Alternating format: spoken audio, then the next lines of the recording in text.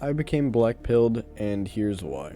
I hate saying it, but I'm a lot more pessimistic when it comes to my outlook on the world. As much as things like personality and character do matter, our society is unfortunately very shallow and very face value. In a way, it's almost by design. We pretty much created this very shallow and face value society. A great example of this is social media. Everything you see on social media is face value. You don't get that much of a person's character unless you start to watch a lot of their videos or you meet them in person or anything of that sort. But just from some pictures, you're never really gonna know how that person actually is. And this is especially apparent when it comes to dating apps. Dating apps are a massive problem with this. And in our society, most people nowadays actually find each other through dating apps. But it is really tough because it is all very surface value. This is why online relationships, they do end up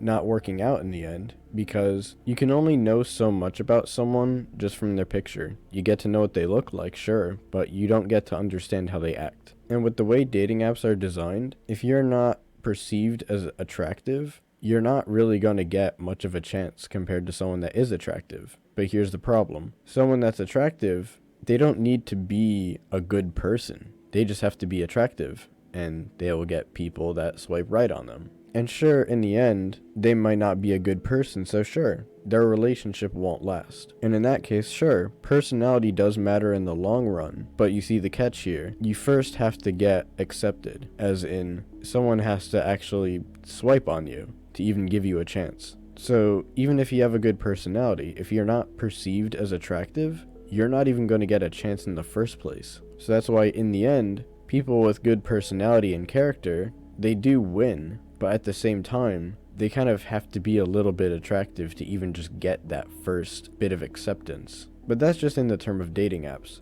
So let's talk about real life, which it's actually not that different. In real life, personality matters a lot more. Your looks can only get you so far, especially online. But in real life, they can also get you pretty far as well. This is the whole concept of pretty privilege, which I am definitely a believer in. It's the idea that you will be treated better in society if you are more attractive. And in a way, it kind of makes sense. You are treated better in society based on your appearance, but it makes sense. If you put effort into your appearance and how you look, it shows that you take care in yourself. It shows that you take care of your face, your hair, your body. So in that sense, it shows that you have responsibilities and you can take care of other things. So this all kind of makes sense, but don't get me wrong, there are a lot of things about the black pill that I'm not a fan of, but I can understand it. The main challenge with the black pill is that there are so many things that are, especially when it comes to attractiveness, that are completely determined by genetics. There's many genetic factors that really just can't be controlled. Sure, we can try and get surgeries and stuff to change it, but do you really want to do that? Especially because I don't want to do anything like plastic surgery, because not only does it cost a lot, but you have to keep up with it. And usually you end up getting too much of it over time, and you never start to realize when you should stop. So it's a bad path to go down, and I wouldn't recommend it. But I think one of the biggest factors that is always talked about that is genetic and that is very important when it comes to attractiveness is height. Now this has always been a very big problem for me. I've seen plenty of examples of people that are perceived as attractive even though they are shorter, but I've never really seen that many people as short as I am. They always give examples of men that are like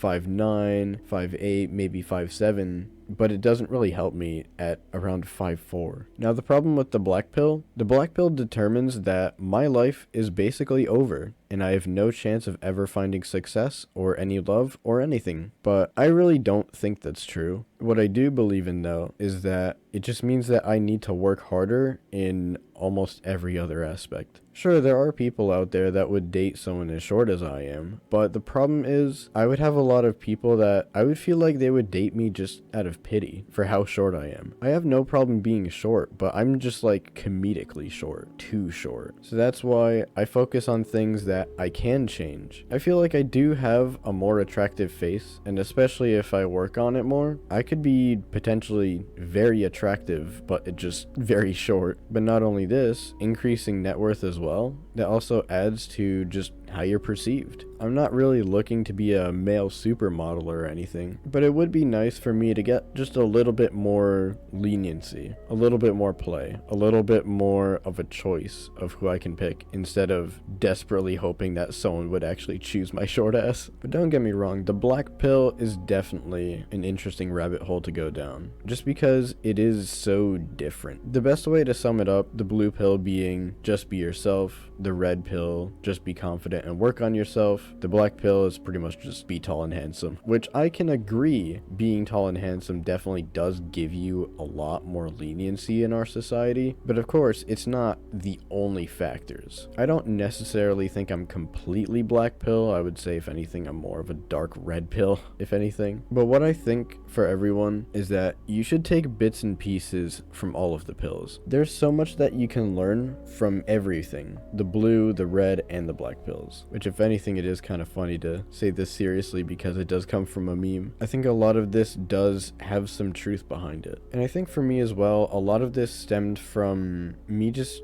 being jealous. I feel like the reason I even went this path in the first place was me just feeling jealousy over other people. Sure, it's depressing, but the way I looked at it is that I couldn't think of a single person that I know of that would really even look up to me. I don't know of a single person that would want to be me. I don't really see myself as that much of a leader or an idol. And in a weird way, it just kind of made me feel upset. And I really started fueling myself with my own ego, and it kind of started to spiral out of control in a way. So now the way I look at it is that it's not necessarily a villain arc or a vengeance against the world. It's not much like that. It's just more like I wanted to flip the script a little bit. I felt like I've lived so much of my life being so jealous of what other people have. I almost wanted to flip it in a way and have people maybe look up to me for once. And of course I understand being humble, but for me, I've been humble for too long. I've been humble to where it's been borderline passiveness, and I've pretty much just been a pushover my entire life. So I think also a lot of this stems from when I feel like I get a sense of power, I only want that power to grow,